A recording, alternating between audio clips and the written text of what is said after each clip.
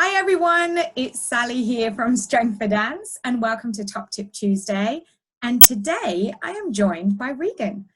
Now, Regan is a full-time dance student who's currently studying musical theatre. I met her last year at Brent Street when she was studying there and I was teaching on their Dancers Wellness program. And now she's at WAAPA over in WA in Perth, which is amazing. And I think that's a 3-year course that she's doing there. Yeah. This is one on graduation. Okay, so we're going to have a chat about what it's like being a full-time dancer over here and what top tips Regan has for us. So do you want to tell us a little bit about how you started dancing? So I started dancing when I was 3 years old, doing ballet. And then when I was about 9, I picked up all the other genres. So like jazz, tap, musical theatre, like lyrical and hip hop and pretty much anything and everything. I was doing dance troupes. I was doing a lot of dancing. And that's when I found my love for musical theatre. And now I mainly just do jazz, musical theatre, ballet and tap. Yeah, awesome. And how are you finding it now that you've moved over to Perth?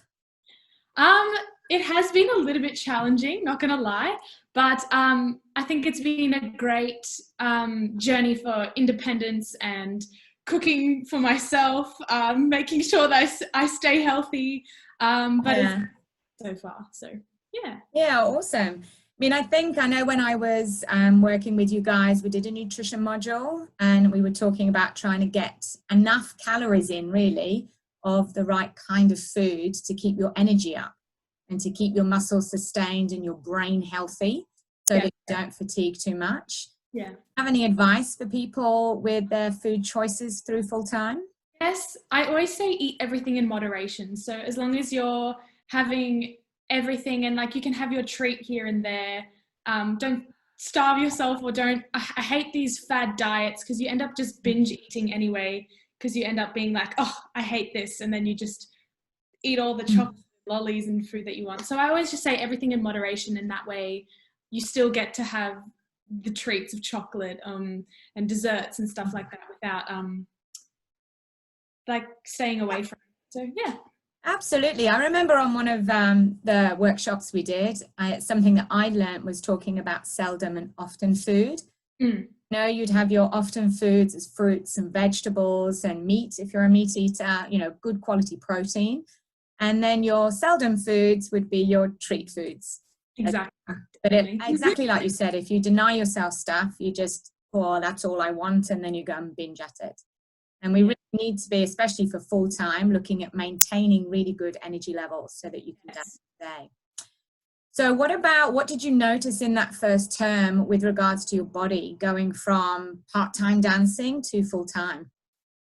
It was pretty intense. I definitely was very sore after dance class, so I found that I needed to make sure I was rolling out my muscles, doing ball release and using my foam, especially, and just making sure I get enough rest. So on the weekends, like, you know, you can go out, but make sure you also give yourself some time to recuperate and rest.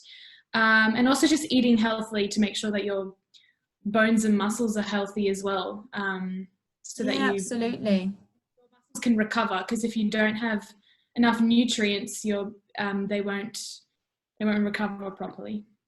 Yeah, absolutely. I mean, I think sometimes I found when people have gone into full time, they're sometimes then worried about their appearance or trying to get that right look for going into the professional arena. But I know we talked about as well, it's really not the time to be shredding or losing those kilos. You want to be feeding, maintaining as much energy as you can so you can learn, dance. Because you're doing so much dancing that you need to be able to eat those carbohydrates and stuff so you can have the energy to be able to get through the day without getting to the end of it and being absolutely smashed. Yeah, and I think you nailed on the head earlier when you talked about having healthy tissues, and that is fed by your nutrition and hydration, and being able to eat well so that your tissues can become more robust. I know myself, I see a lot of injuries in that first term of full-time training when the body has gone from maybe 10, 15 hours to suddenly 25, 30 hours of load. And often without that preparation, and then we're like, we've got tendon issues, pelvic issues, feet often quite grumbly. So that was really good advice of yours to talk about foam rolling and doing the ball work. Because I think as well, we've talked about this before, that the cool down often doesn't happen still. Yeah.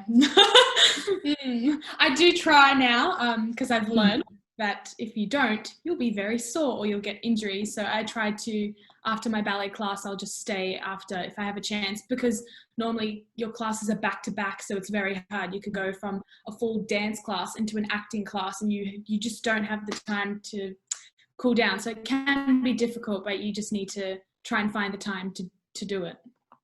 Yeah, absolutely. That's really good advice. And I think as well for some of you, we had quite big commutes to and from school, wasn't it? Because some of you live alone, some of you are still with your parents. But what was your life like at Brent Street? This year it's been amazing because I live 2 minutes away and I get to wake up at 7, which is the dream. But last year, Brent Street was in the city and I did not live in the city. I was waking up at 5:45 every morning. And it was about an hour and a half to 2 hours commute, depending on the day. So I would always leave early. Sometimes even just get in early and do some tap or do a stretch, or because it's always important to stretch, I guess, before you do your classes, which is good. But it was hard, especially doing a show as well, which I did do, Sweet Charity. Yes.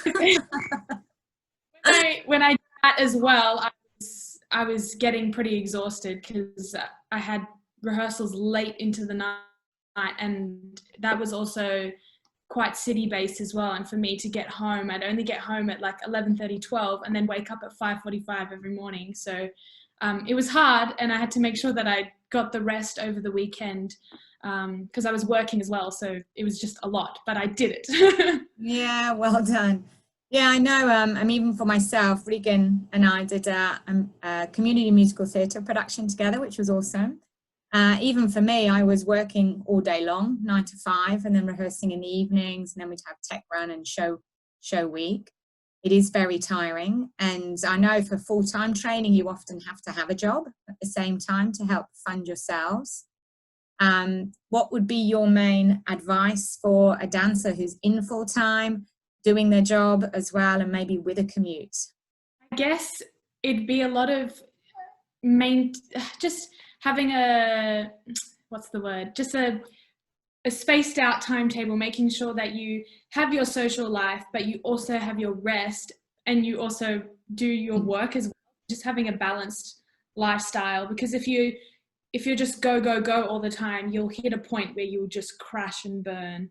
And you don't want that. So you want to make sure that you get your body needs rest, basically, because it'll be like, hello, I need rest. And then if you don't give your body that rest, you'll crash and burn. Totally. Do you have any advice, because you are doing musical theatre training, for sort of preparation, warm up or care for your voice and your throat? I guess hydration is also a very big part of your vocal life, because you have to make sure that your vocal cords are hydrated, just like your fascia has to be hydrated. So making sure that you're hydrated. It's the same with dancing. You've got to make sure that you do a warm up and a cool down, which a cool down, you'd never think, like singers just don't think they have to cool down, but you do, because if you go, I don't know, it's weird, but warm up and cool down. I think, and singing, what else? I think that's about it. Making sure. Okay. And probably not spending too much time shouting at your friends at school. That's what it was. I was missing something. Making sure you're not yelling or screaming or talking too loud. I talk pretty loud, I think. Yeah, I talk pretty loud as well. Also avoiding vocal fry. They do that a lot in Perth. They sit in the vocal fry. So that's also a good thing to avoid. Yeah, I mean, I know obviously my bias a lot of the time is strength training and getting the body moving well. When I was teaching you guys last year, I was saying, you know, try to do a little bit as you can while you're here at college.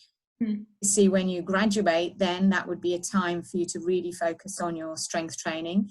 Did you actually find that you had much time to do much work outside of your school training last year and this year?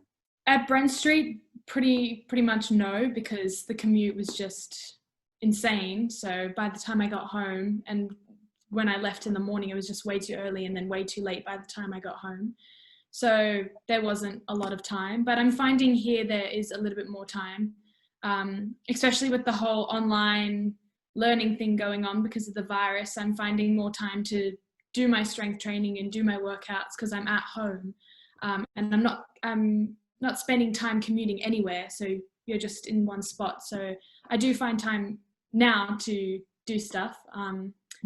But yeah, you got to make sure that you keep up your workouts and your strength, and because you want to make sure that your body is maintaining it. Because if you don't, like, I'm in the holiday period right now and I've been doing a workout program that's 8 weeks, and that seems to be very good, because I don't want to go back to uni and just completely start at zero again. So yeah. Now, I know when you were back over here in Sydney, I had treated you a couple of times as well. Yes. Do you have any advice for full-time dance students with regards to seeking treatment? I guess always make sure you have a bit of pocket money to go and do a checkup every now and then. It's really important, especially if you think something's wrong. Don't just... I usually, if something happens with me, I will be like, okay, this hurts, and then I'll kind of see how it goes for a week. But if it's still hurting, then I'll be like, okay, this isn't right, and then I'll go in and check up on it. But yeah, just look after your body. Go get it checked out by the physio. Yeah. Yeah, you know, ultimately it's your body and voice how you're going to be earning your money at the end of the day. Exactly. Yeah. Oh, that's wonderful, Regan. Thanks so much for joining me today. We've had a really nice sort of little snippet into things to think about when we're in full-time training as well. Yeah, so have a lovely time in Perth. Enjoy your next term at WAAPA, and I hope you have a great rest of the year. Thank you so much, Sally. Nice to see you again. Bye.